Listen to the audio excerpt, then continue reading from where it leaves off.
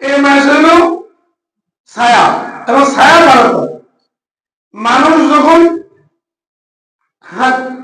মানে মাঠে ঘাটে কাজ করে ক্লান্ত হয়, শান্তির জন্য ছায়া তালাশ করে, শান্তির জন্য গাছের ছায়া বা যে কোনো ছায়া তালাশ করে।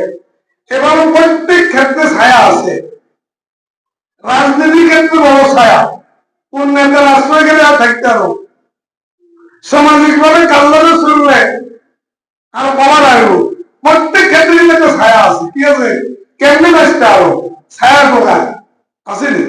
ঠিক গুণের তুল বিগুত্তুল বাঁচার জন্য রমজান আমাদের ছায়া স্বরূপ। এক হাদিসে আছে আসিয়াম গুন্না মালা ইউখলাকাহ, রমজান হলো তোমাদের ঢাল, যখনই না বলো। এখন ঢাল কি? ঢাল তো বুঝে